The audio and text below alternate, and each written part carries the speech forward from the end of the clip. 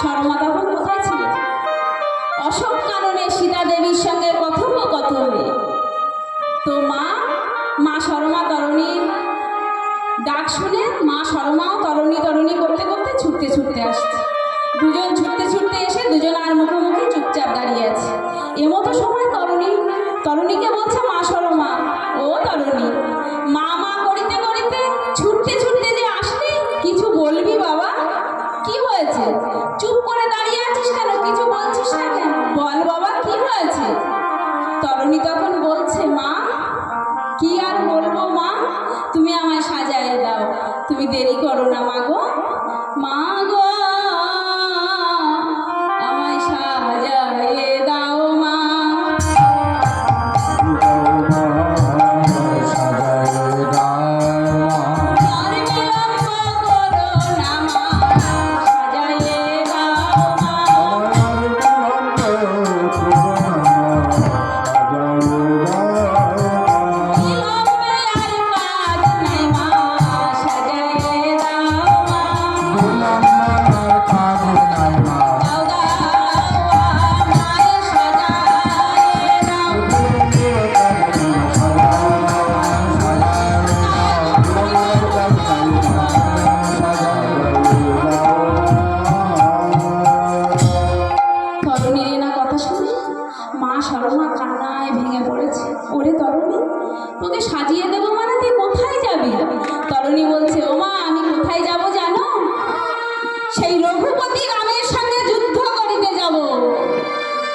শর্মা মা আমার এই কথা শুনে কান্নার কোলে ভেঙে পড়েছে। ওরে তরণী, অমন করে বলিস না বাবা, তুই যদি রামের সঙ্গে যুদ্ধ করিতে যাস আমি আর প্রাণে বাঁচব না। কেন? যে গেছে রামের সঙ্গে যুদ্ধ করিতে সে যে এই লঙ্কায় আর ফিরে আসে, তুই অমন করে বলিস না বাবা। তরণী বলছে, না মা, আমি যুদ্ধ করিতে যাব।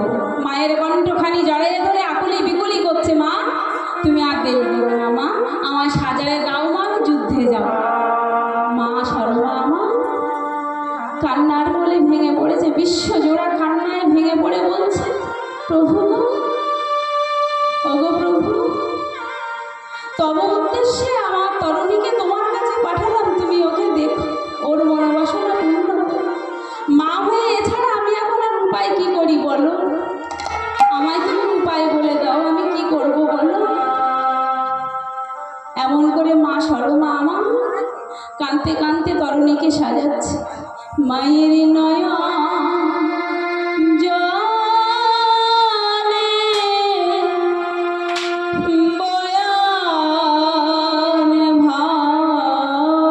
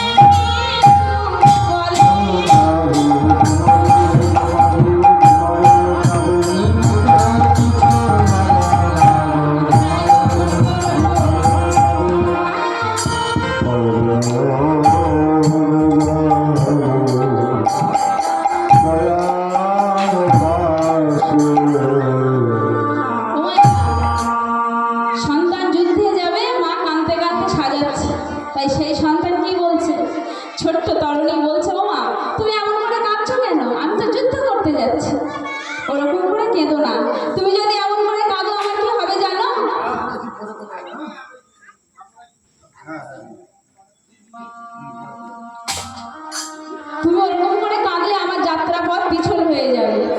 তুমি মনে করে কেঁদো না।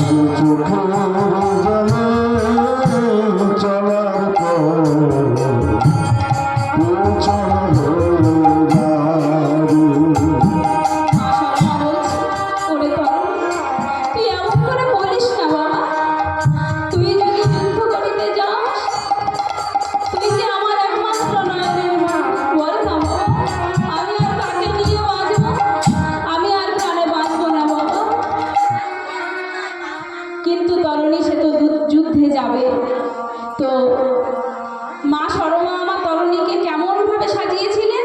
যুদ্ধের সাজে নয়, কিন্তু বৈষ্ণব সাজে সাজিয়েছিলেন। সেই বৈষ্ণব সাজ দেখে তরুণী বলছে, মা তুমি আমার কি সাজে সাজিয়েছো? আমি তো এই সাজ চাইনি, আমি তো চেয়েছিলাম যুদ্ধের সাজে সাজতে, রণ সাজে সাজতে, এ তুমি কি বেশে সাজিয়েছো? মা সরমা বলছে, ওরে তরুণী শোন বাবা, তোকে এই বৈষ্ণব সাজে আমি কেন সাজিয়েছি জানিস? আমার প্রভু বড়ই ভালোবাসে। আমার প্রভু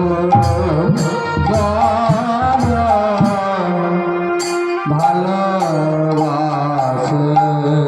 আমি সাজিয়েছি তো এই বৈষ্ণব সাজে, আমার প্রভু বড়ই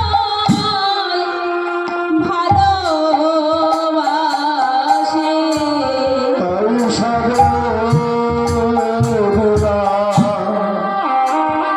বৈষ্ণব সাজে আমার প্রভু ভালোবাসে। তখন তরুণী বলছে, মা তাহলে তুমি আমায় এবার আশীর্বাদ করো। এই বলে তরুণী মায়ের চরণে প্রণাম করছে। মা সরমাকে দেখে বলছে, তরুণী রে, তোকে আমি কি বলে আশীর্বাদ করি বলে বাবা? আয় তরুণী আমার কাছে আয়। এই বলে মা সরমা তরুণীর মস্তকে একবার হস্ত দেয়, আবার হস্ত তুলে নেয়। তরুণী বলছে, মা তুমি এমন করছো কেন? আমার দেরি হয়ে যাচ্ছে না, আশীর্বাদ করো। মা সরমা কাঁদতে কাঁদতে তরুণীর মস্তকে হাত দিয়ে কি বলে আশীর্বাদ করেছিলেন? বলছে, ওরে তরুণী, আমি তোকে করিলাম এই আশিস, তুই যেন আমার ঘরে আর ফিরে না আসিস। যা তরুণী, আমি তোর এই আশীর্বাদ করলাম, তুই যুদ্ধ করতে যা। ও মায়েরা, আমাদের এই জাগতিক সংসারে কোনো মায়ের সন্তান যদি যুদ্ধ করিতে যায়, মায়ের চরণে প্রণাম করলে মায়েরা কি বলে? বাবা তুমি যুদ্ধে জয়ী হয়ে ঘরে ফিরে এসো, এই কথা বলবে তো? কোনো মা কি বলবে যে তুই এই যুদ্ধে যাচ্ছিস আর ফিরিস না? বলবে না তো। কিন্তু সরমা মা বলেছিলেন, কেন? তার মধ্যে কতটা ত্যাগ দেখে।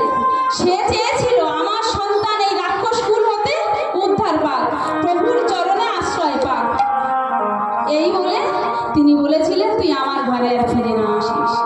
বেশ, তরুণী এবারে মায়ের চরণে প্রণাম করে মায়ের আশীর্বাদ নিয়ে জেঠুমনির কাছে যাচ্ছে। জেঠুমনির কাছে গিয়ে বলছে, জেঠু, রাবণ রাজা তরুণীকে দেখে চমকে উঠলেন। বৈষ্ণব সাজ দেখে বলছে, বাহ তরুণী বাহ, তোমার তো খুব সুন্দর লাগছে তরুণী। ও তরুণী, এমন করে তোমার কে সাজিয়েছে বাবা? তরুণী বলছে, কেন জেঠু, আমার মা আমায় সাজিয়েছে। তরুণী রাবণ রাজা তখন বলছে, ওরে তরুণী, আমার তো জানা ছিল না এই লঙ্কাপুরীতে এমন বৈষ্ণবী আছে বলে। তরুণী রে, তোর এই বৈষ্ণব সাজ দেখে আমার কি মনে হয় জানো?